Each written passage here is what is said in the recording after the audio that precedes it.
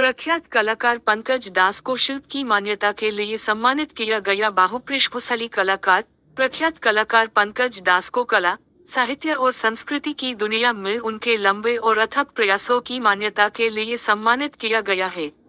हाल ही में एम्पोवरमेंटो worldwide foundation द्वारा आयोजित प्रतिष्ठित इंडियन अवार्ड सेरेमनी में उन्हें कला में उनके उत्कृष्ट योगदान के लिए विशेष सम्मान से सम्मानित किया गया। यह पुरस्कार उनकी कलाकृतियों की नवीनता, सौंदर्य शास्त्र और रचनात्मक सोच को मान्यता देने के लिए दिया जाता है। कार्यक्रम में उनके कई शिल्पों का प्रदर्शन किया गया, जिसने उपस्थित कला प्रेमियों और मेहमानों को मंत्रमुग्ध कर दिया। दर्शकों की सराहना और कला पारखियों का सकारात्मक मूल्यांकन उनकी रचनात्मकता का ज्वलंत उदाहरण बन गया। पुरस्कार प्राप्त करने के बाद पंकज दास ने भावनात्मक प्रतिक्रिया में कहा, मुझे हमेशा कला के विभिन्न पहलुओं में काम करना पसंद रहा है। ये सम्मान मुझे एक कलाकार के रूप में और अधिक जिम्मेदार बनाएगा और भविष्य में नई रचनाओं को प्रेरित करेगा। एक बहुमुखी रचनात्मक व्यक्तित्व के रूप में पंकज दास की उपलब्धि उनके प्रशंसकों, सहकर्मियों और शुभचिंतकों के लिए गर्व का स्रोत बन गई है। कला के प्रति समर्पण, रचनात्मकता के प्रति प्रतिबद्धता और निरंतर प्रयासों ने उन्हें आज ये प्रतिष्ठित पहचान दिलाई है।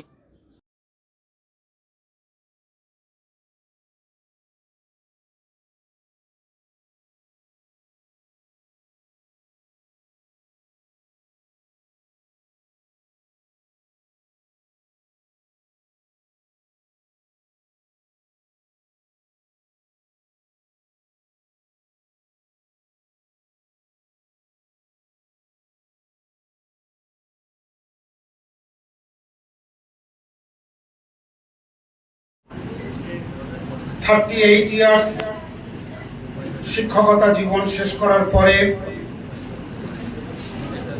প্রায় 63 ইয়ার্স আমার এজ চলছে। আমি লাস্ট 7 থেকে 8 ইয়ার্স আমি যে কাজের সঙ্গে যুক্ত ছিলাম, আগামী ভবিষ্যৎ, আগামী প্রজন্ম, যুব সমাজ যাতে উদ্বুদ্ধ হয়। আমাদের দেশ তথা পৃথিবীতে আজকে চাকরির আকাল, মানুষের কাজকর্মের খুবই অভাব সর্বক্ষেত্রে। তো আমার কনসেপ্টটা এরকমই ছিল, যুব সমাজকে উদ্বুদ্ধ করা। আমি কিছুই পারি না, না পারি গান বাজনা, না পারি লেখালেখি করতে, তবে কিছু কিছু করে চেষ্টা করি। নানান ধরনের লেখালেখির মধ্যে ডেইলি নিউজ পেপারে আমার বিজ্ঞানের উপরে নানান প্রবন্ধ বেরোয়। আমি জ্ঞান বিজ্ঞান পত্রিকারও লেখক, সেখানেও আমার লেখা বেরিয়েছে বিভিন্ন সময়ে। আমি একটু তার যন্ত্রে বাজাতে পারি, শিখছিও তাই, যদিও সুযোগ হলে নিশ্চয়ই বাজাবো একটু। আর সবচেয়ে বড় কথা, আমাদের বাড়ির আশেপাশে বিহার, উড়িষ্যা, আন্দামান, ঝাড়খণ্ড, আপনার রাজস্থান, বিভিন্ন জায়গায় আমি গেছি। সেখানকার মানুষের কষ্ট, যন্ত্রণা, দুঃখ, দুর্দশা আমি লক্ষ্য করেছি। ইয়ং সমাজ ডুবছে আজকের ভারতবর্ষব্যাপী। তো আমরা করি কি, আমাদের বাড়ির আশেপাশে তাল, নারকেল, সুপারি পাতার সেগুলোকে আমরা গর্ত ভরাট করার কাজে ব্যবহার করি। আমি সেখান থেকে একটা কনসেপ্ট পেলাম। সেই কনসেপ্টটা কি না, এই গর্ত ভরাট করার কাজটাকে না করে যদি সেখান থেকে কিছু মডেল তৈরি করা যায় যা বায়োডিগ্রেডেবল অর্থাৎ পরিবেশ বান্ধব, এবং সেখান থেকে অনেক ভালো ভালো জিনিস আমরা তৈরি করতে পারি। তাল গাছের পাতা দিয়ে বুনন, সুপুরি গাছের পাতার গোড়া থেকে তার কাটিং করে তাকে এঁকে তাকে তৈরি করা। এই সামনে দুটো পোর্ট্রেট করা আছে, আপনারা দেখতে পারবেন। এই সামনে দুটো পোর্ট্রেট আমার হাতের কাজ, তাল পাতা, সুপুরি পাতার উপরে।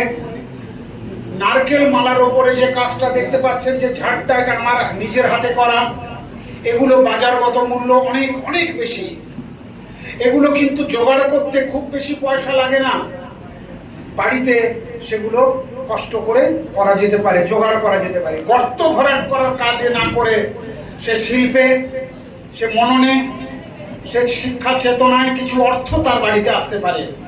এই চেতনার বিকাশে যুব সমাজকে উদ্বুদ্ধ করার জন্য আমার এই প্রচেষ্টা, আমার এই দৌড়, এখানে আসা, এই পুরস্কারে এখানে মৌসুমী ম্যাডাম, তো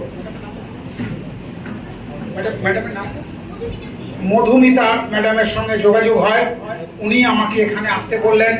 আমি অ্যাপ্লাই করেছি, জানি না আমি পুরস্কৃত হতে পারবো কিনা। আমার এই কাজকর্মের মধ্য দিয়ে আমি যুব সমাজকে উদ্বুদ্ধ করতে যদি পারি, সেটাই আমার জীবনের সবচেয়ে বড় সার্থকতা। আর এর পেছনে আমার একটা চেতনা, প্রেরণা কাজ করেছে। সেই প্রেরণাই আমাকে আজকে এত দূরে নিয়ে আসতে সাহায্য করেছে। নমস্কার।